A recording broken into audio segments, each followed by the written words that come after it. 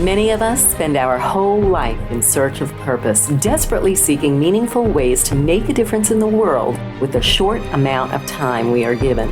The Deploying High podcast has been designed to help you analyze what gives you purpose. Hello there. This is Deploying High, and I'm Chief Gene Saunders, the founder and CEO of Project Lifesaver International, who is bringing you this episode. Today, we're very fortunate to have a man that spoke at our conference last year in celebration of 911, if we can call it a celebration, but at least in memory. Very vivid account, and he's even written a book about his account.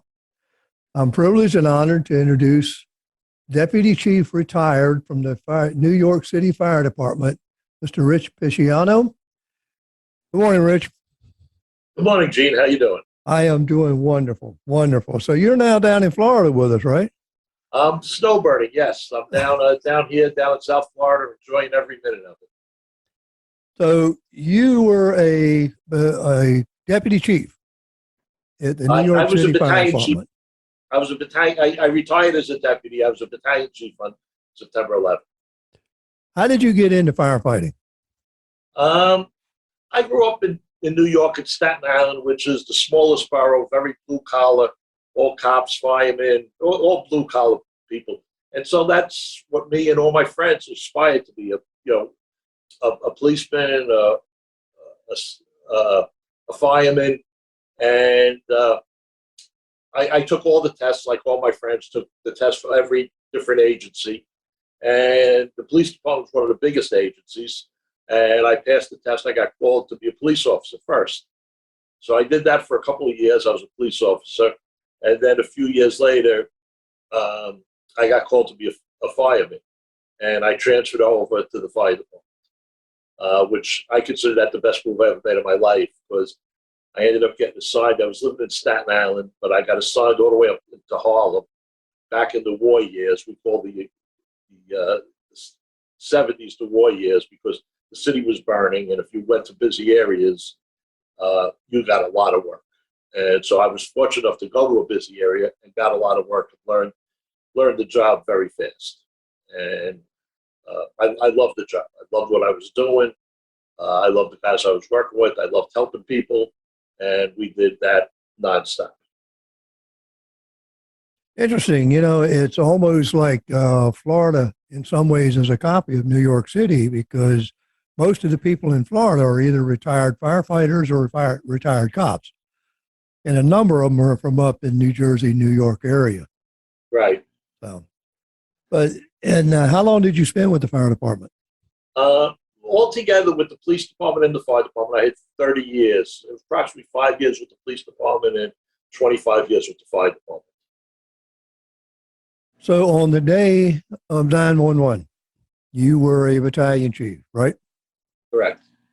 So tell me about that day, Rich. How did the day start? I mean, of course, you didn't realize this was going to happen, but take us through your day. Yeah, like I said earlier, I love my job.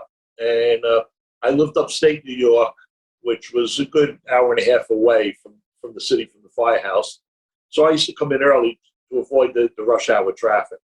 And we had a man-for-man relief. When I got in, I could relieve the other chief on duty and let him go home a little early. And then we would do the same for each other.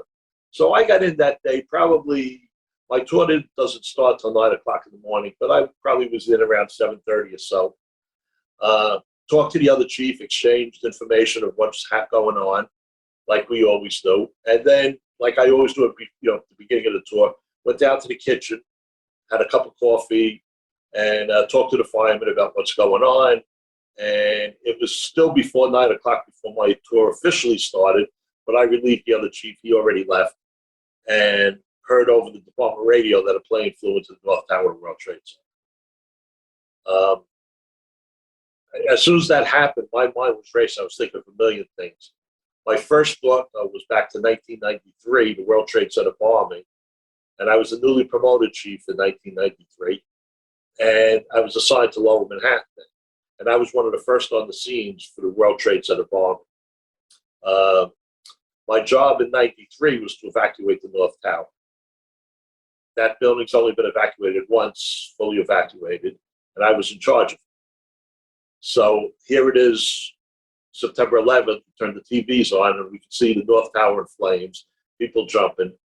And I had intimate knowledge of that building because I was in charge of evacuation in '93. So I called the dispatcher because even though I'm a chief, I still can't self-dispatch. I called the dispatcher and said, listen, I have a lot of unique information about the building, and I want to be there, and you have to send me because I know so much about these buildings and the complex. And they did. They sent me down. And on the way down, plane hit the second tower. As soon as the first plane hit, I had a gut feeling that this was not an accident. This was a terrorist act, because the reports were that a plane had accidentally flown in just when the North Tower was hit. But now when the second tower was hit, there's no doubt in my mind, and I don't think in anyone's minds, that this was an intentional terrorist act. I get down there, it's horrendous what I see. Both buildings on fire, people jumping, a lot of people jumping, people trapped. I see fire, throughout on all four sides of both buildings, fire and thick smoke. And like I said, I saw the people jumping. So I reported to the lobby command post. A good friend of mine was in charge. At this point, I was a chief for close to 15 years. So I knew a lot of the other chiefs, and a good friend of mine was in charge. And I know he's being overloaded, so I just said, "What do you need? What can I do to help you?" And he gave me an assignment to get up to the initial, the 23rd floor. There were people trapped there, so I took a company and we went up to try to get them and help them. When we got there to our initial assignment, the people were already being treated, and at that point, they said, "Okay, now we got to get up to the fire field." Because our initial assignment's done, I reported back to the lobby that these people were being treated already, and we're going further up to try to get to the source of fire. Now, this was the North Tower, the first tower to be hit, and the plane went in around the 93rd floor, went in on an angle, so it breached numerous floors. So now we're on the 23rd floor, but we got to get up to the 90th floor. The elevators are pretty much all out of service, so we have to go up the stairwells. And there's only 3 stairwells in each tower, narrow, 36 to 42 inches wide. And that's what we're doing. We're going up the stairwells. Big issue with that is thousands and thousands of people coming down these narrow stairs that we're going up. So they were making way for us. They were moving so we could get up. Plus, we have to carry all our equipment, our masks, our bunker gear, whatever else, whatever we have to carry, hose. And it's slow going for us. And plus, we're encapsulated by our bunker gear, our turnout gear that, like I said, encapsulates us. So your body core temperature is getting higher and higher as you climb in stairs. So on the way up at numerous floors, we're stopping to take a breather. And I'm talking about a quick 10, 15, 20-second breather. Put your equipment down, open your jacket up, wait for 15, 20 seconds, then pick everything up, get back in that stairwell, and go further up. I did that. I got up to the 35th floor when all of a sudden I heard a rumbling, loud rumbling. The building starts shaking. I don't know what it is, but something very powerful. And it lasts for, I didn't know at the time, I do know now, it lasted for 10 seconds because they have video. But that noise, that shaking, was the South Tower, the building right next to it, collapsing. If anyone asked me how long did it last, I would have said it lasted for like 20, 30, 40 seconds.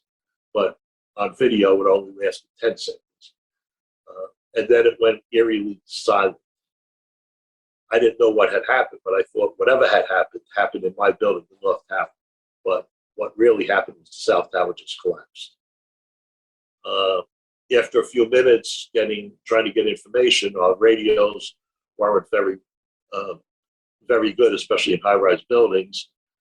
Very sporadically they worked, but I got the message that the South Tower collapsed. So my mind was racing. I was thinking of a million different things. Our number one priority is to save lives. And civilian life is very important, but the fireman's life is important too. And I can't risk. You have to take a calculated risk of every fire, every emergency situation. You don't go in there willy-nilly, guns a-blazing or anything. You make calculated risks, your risk reward. And at this point, I don't know how many thousands of firemen there. We had thousands of civilians, but people were coming down, and the steady stream of people got below the 35th floor where I was. So there weren't a lot of ambulatory people stuck above the 35th floor to the 90th floor. There was still a lot of people, but I have to make the decision, am I going to send firemen further up? Toughest decision I ever made in my life, because I'm trying to get information from my superiors at the command post. But when the South Tower collapsed, it collapsed on the command post. So our chief of department, all my bosses, the people that I'm conferring with are dead. And so I had to make a decision. Do we go further up or do we go back? Now, at the time, even though the planes hit, I remembered back to 93 that they planted bombs in the building also. And I thought possibly, even though the planes hit, that a bomb went off and a bomb took the South Tower out. Now, that did not happen. I'm not saying it happened, but at the time, that's what I thought maybe happened. And my next thought was, there's probably a bomb in the North Tower. This building's coming down any second. So because of that, I said, I have to get everyone out, including rescue people, as fast as possible. So I gave the order to evacuate, which is telling the firemen, the rescue workers, just get out as fast as possible.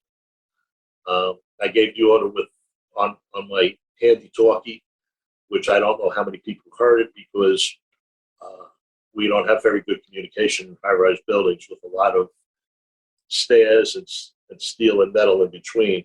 I also had a bullhorn. I went to all 3 stairwells, gave the order on the bullhorn, and when I saw that the firemen stopped, reverse direction, started going down, I started going down also.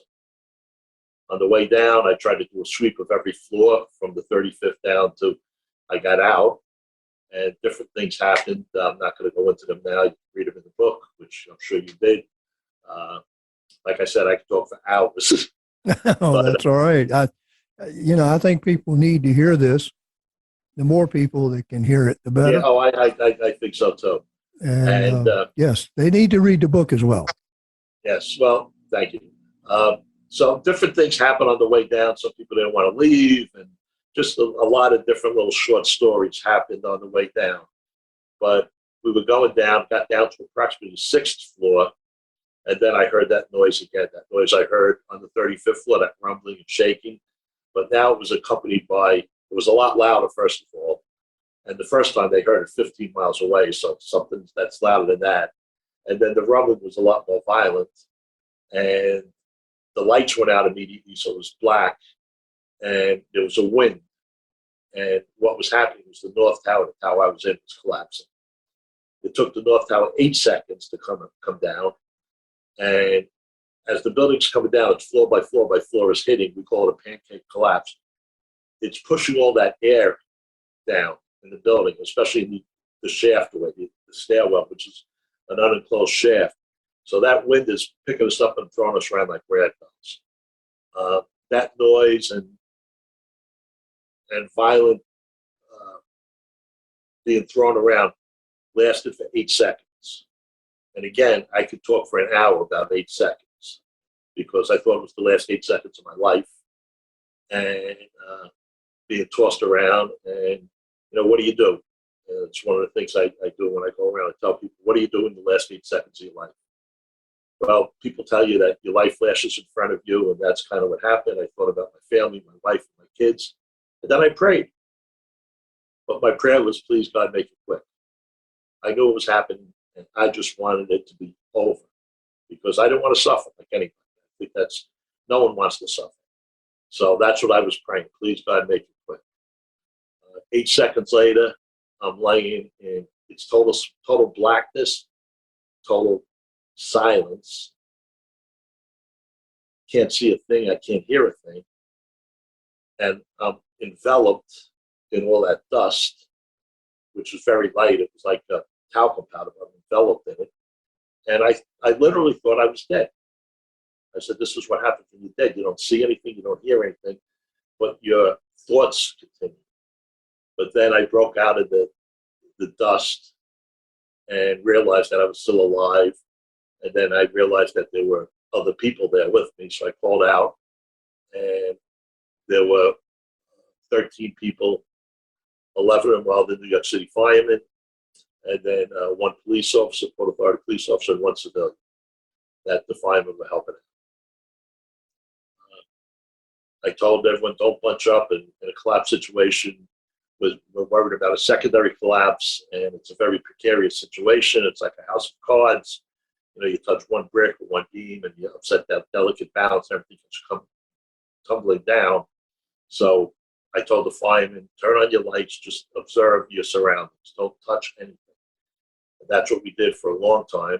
And then I got on my radio, started calling for help, calling Maydays. Eventually, maybe an hour and a half or so, time gets very fuzzy. But someone answers me, another chief who was off duty at the time. He came in from home, heard my calls on the radio. I don't even know what channel I was on at that point, because I was just switching from channel to channel to try to raise somebody. And he hears me, and he realizes that I'm there. And I told him I'm in the North Tower, the B stairwell. And the first thing he says to me, I can't be there because there is no North Tower. So that's where we were, underneath all the rubble. And, I talk about this in the book too, how they tried to get to us and tried again and again and again. And you talk about perseverance and brothers trying to reach other brothers that are trapped, and they were relentless in trying to get to us. And a couple hours later, they actually did get to where we were. Again, I could talk for an hour about that, and they could talk for 2 hours about that. But they eventually got to us. We were in various stages of injuries. We had, which I talked about in the book. I usually don't talk too much in person about it anymore. We had a couple of firemen that were they were alive, but they were fatally injured and didn't make it. And then we had other people with various injuries. So some people could move, other people couldn't. And when these guys got to us, it's just a small group of guys. They were exhausted. They were exhausted because they were trying for hours. And then we couldn't go out the way they came in, because they came in through Building 4, which was not fully involved in fire when they went in. But by the time they got where we were, it was fully involved, and we couldn't go out the same way they got in. So we were all trapped together in the interior of this whole debris field. But eventually we worked our way out. It's quite a story, Chief.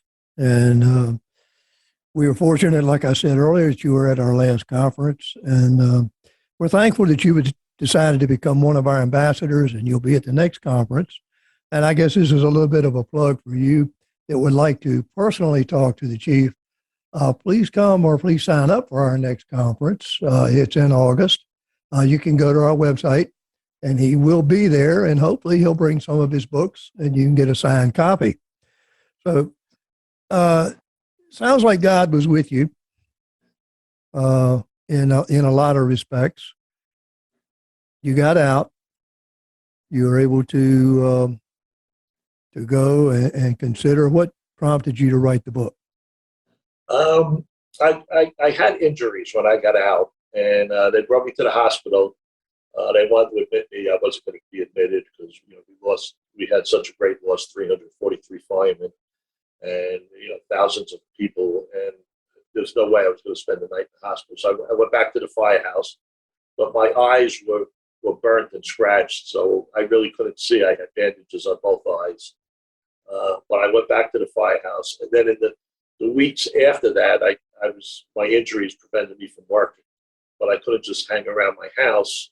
So at first I visited the widows of guys that I worked with, and my firemen from my battalion that passed away, and friends, and I visited their widows, trying to offer them words of encouragement. sympathy, whatever I could do. And that was another whole situation because we had hundreds and hundreds of them, and hundreds of kids. And usually if someone dies line of duty, we have the whole department to back them. But it's usually one widow or two widows or three widows at a time. When you have 343 widows and 1,000 kids that are fatherless, it's, we couldn't handle it. Thank God, resources came together to handle it. But then I started going back to firehouses because my story was that little silver lining story that someone did make it out. So I went to my old firehouses where I was an officer, where I was a captain, where I was a lieutenant, the other companies in my battalion, and I told them my story.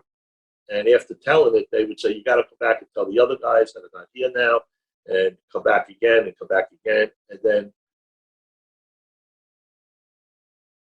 a lot of people said, you should write a book, you should write a book, you should write a book.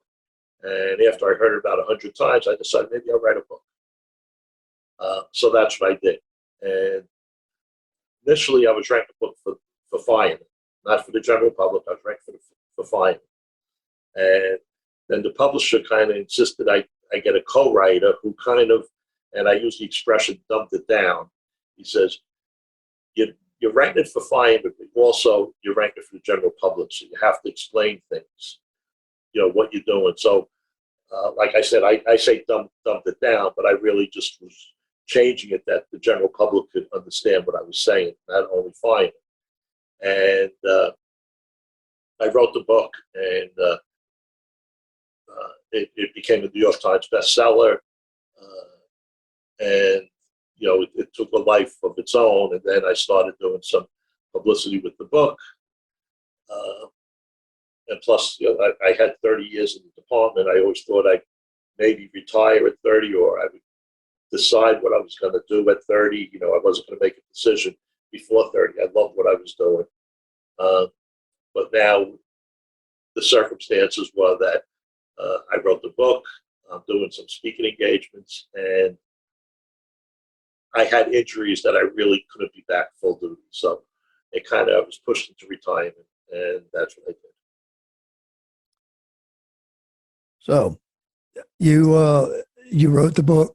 Have you found, and you alluded to, you were originally writing it for firemen, firefighters, and you were pushed to doing it for the public. In retrospect, have you found that you are now being approached by fire departments in dealing with planning for high-rise incidents? Yes, I was.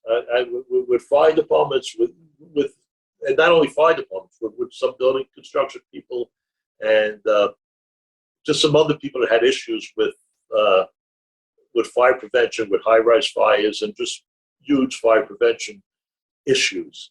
And I started doing some consultation with that also. But it's, I actually, before I retired, I wrote an article for the in-house magazine in the New York City Fire Department. It's called WNYF, and that stands for With New York Firefighters. And they get various officers or chiefs to write articles. It comes out, it's quarterly, it comes out 4 times a year. And it's a very good magazine based on New York City Fire Department. And I wrote an article for one of the WNYFs called An Ordinary High-Rise Fire. And then my first answer is, we all know there are no ordinary high-rise fires. There's ordinary tenement fires, there's ordinary different types of fires because the building construction is the same for everyone. But a high-rise, every high-rise is different. And so every fire is different. It's hard to make steadfast rules of what you have to do in a high-rise fire because each one is different. We have the how you face a fire, the construction occupancy area, location, a lot of things that you think of. But in like a tenement or a brownstone or a private dwelling, they're all pretty much the same. But in a high-rise, everything is totally different. Every building is unique. So there is no ordinary high-rise fires. And thank God there's not a lot of high-rise fires also. But that means there's not really a lot of experience of people who been to numerous high-rise fires. If you get a decent high-rise fire in New York City, when I say decent, something that takes more than one hose line to put out, you only have one or two of them a year in New York City, and you only have a few, anywhere in the world. So it's hard for anyone to be a quote expert, although there are, who study it. But you're doing it by study, you're not doing it hands-on, because there's really just not enough high-rise fires for people to get hands-on knowledge. And nothing replaces hands-on knowledge. Exactly. I think you and I both know that. Exactly. Well, what's in the future for Chief Picciotto? I'm still doing a little bit of lecturing, not that much. COVID pretty much put a stop to that. I had it myself last year. I had a pretty bad case. Thank God I'm fully recovered. But that put a stop of a lot of conferences, and I'm sure it affected your conference and the amount of people that turn out. It seems like it's coming to an end, thank God, and things are going to start to pick up again in conferences and business. I never wanted to retire from the fire department. I loved what I was doing, and I love what I'm doing now, the limited times I do it because of COVID. But I still have a couple of engagements pending. A lot were canceled. Some of them are just being postponed to a later date. Some of them were canceled. But I still have a story to tell and a few messages I'd like to get out. And a lot of them, based on life experience. I build it around 9/11, but it's more of lessons learned from 9/11, how you can improve your life. And a lot of things is your whole mental state on how you look at something. And you can have two people in the same situation. One looks at it one way, one looks at the other. One's happy, one's not happy. So a lot of it is your personal outlook on life and how you have to be. You have to enjoy life, and that's what I'm trying to do now. I'm trying to enjoy life, and I'm trying to help people. Again, what you do, Project Lifesaver, you help people. People need help, and there's a lot of people that need help. There's a lot of good people that are willing to help. So, that's a little bit what I'm trying to do, and that's what I'm, going to be an ambassador. If I can help people, and you have a great organization that helps people in need, with dementia and Alzheimer's and stuff. And everyone, unfortunately, almost everyone sees it sometime in their life. Usually later in life, they see their parents or their grandparents getting senile or getting old or forgetting. And, you got to remember the good times. Yeah. Well, you absolutely have a message, and I hope you keep delivering that message. And I look forward to seeing you at our conference this year. And unfortunately, we're out of time now, so I'm going to have to move on. But thank you for being with us today. It was a very, very inspiring and very vivid story. And I urge anyone and everyone to please get a copy of the book, Last Man Down, the story of Chief Richard Picciotto and the 9/11. You have been listening to Deploying High. I'm Chief Gene Saunders, your host, the founder and CEO of Project Lifesaver International. If you haven't done so already, or even if you have friends that haven't, please subscribe to our channel and listen to our podcast as we bring it all together. I thank you and look forward to the next meeting. Thanks for listening to this episode of the Deploying High podcast with Chief Gene Saunders, brought to you by Project Lifesaver International. Deploying High would like to thank all of our supporters across the country and around the world. If you'd like to help support the podcast, please subscribe to our channel, make a donation, and don't forget to tell a friend about us. All proceeds from the Deploying High podcast go to support Project Lifesaver International, online at projectlifesaver.org, the original 501c3 nonprofit organization.